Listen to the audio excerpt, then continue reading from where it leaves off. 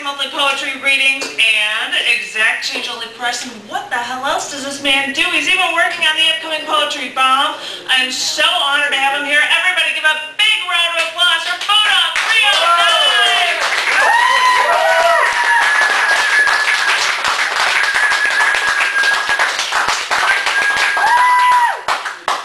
For those of you who don't know what the hell the Poetry Bomb is, I'll tell you. I'm the DJ Jazzy Jeff with the Poetry Bomb. The Fresh Prince is Esteban Colon, and he decided that on a random Sunday during National Poetry Month at 3:30 in the afternoon, people should leave their homes, wherever they are, go outside where there's lots of other people, and perform an act of guerrilla poetry and just start reading. Poetry! 3:30. Right? April 18th. Right. It's this Sunday, the 18th, at 3:30. There'll be locations around the city. If you don't want to go out and do this on your own in your own neighborhood, there's a location at State and Congress, another one at Washington and Michigan, right by the Cultural Center.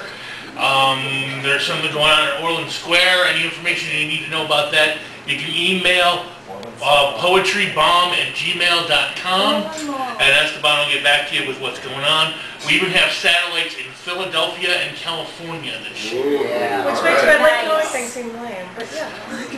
Yes, Scott? I've got one going on You're Lake the Jazzy County. Jeff, and Stevie's the Fresh Prince. Would I be the Ready Rock C of the Poetry Bomb? Sure. Thanks. Because the other analogies for Exact Change Only, where I'm Salt, Stevie's Peppa, and Matt Barton is Spinderella. Well, let's start this off. Like most poets, I spend way too much time hanging out in a bar. And usually you're hanging out in a bar and you're writing on a napkin or an envelope or in a notebook. Somebody comes up to you and sits down next to you and thinks that because you share the same space at the same time that they're allowed to start a conversation with you. And they babble on and on about 1,000,005 things, and finally they get around and ask me, "So, what's going on with you?" And I say, "I want to be a rock.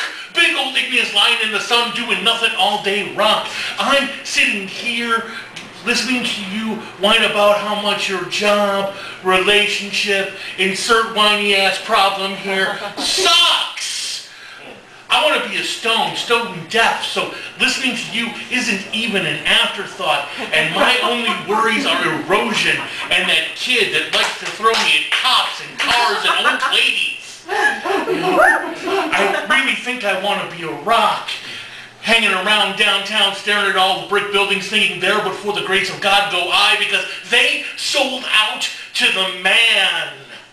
I really think I want to be a rock because nobody expects anything of you but your innate rockness. I want to be used in hopscotch and skipped across puddles, mountain to hill, hill to boulder, boulder to stone, stone to pebble, pebble to sand. I want to be a rock mostly so I don't have to die.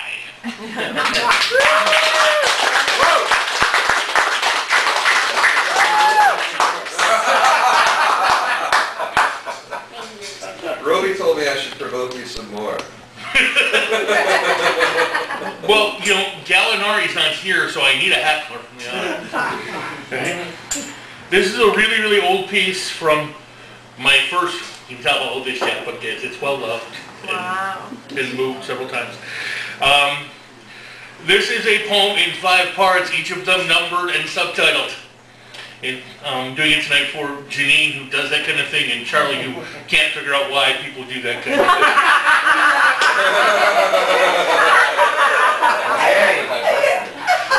thing. This is called The Wandering. Part 1, Pointed Hands. Walking after midnight like some old song on the radio, looking for purpose, one foot in front of the other, passing the sorry we're closed message of the Goliaths of local industry. While some crazy woman I've passed 3 times in the last 2 hours keeps asking me for change, each time claiming a different fatal disease. I'm staring at at the forgotten architecture slated for demolition near the monkey bars where my sister fell and broke her arm. I got drunk there when I was 15. Memories while I'm walking through the decay of childhood. I feel out of place under the streetlights. You can't go home again. That's what the graffiti says. Keep moving. Can't stop here. The flashing red lights are confusing me. I stop and give a cigarette to one of the kids playing in an early morning pickup game. I cherish this moment for what it is. Time passes. Part 2, before September. Daylight. My walking shoes lead on as the kids in the Saturday schoolyard reenact some forgotten battle. Water pistols, balloon grenades. I smile at their laughter. Walk on, clicking a tree branch on a chain link fence.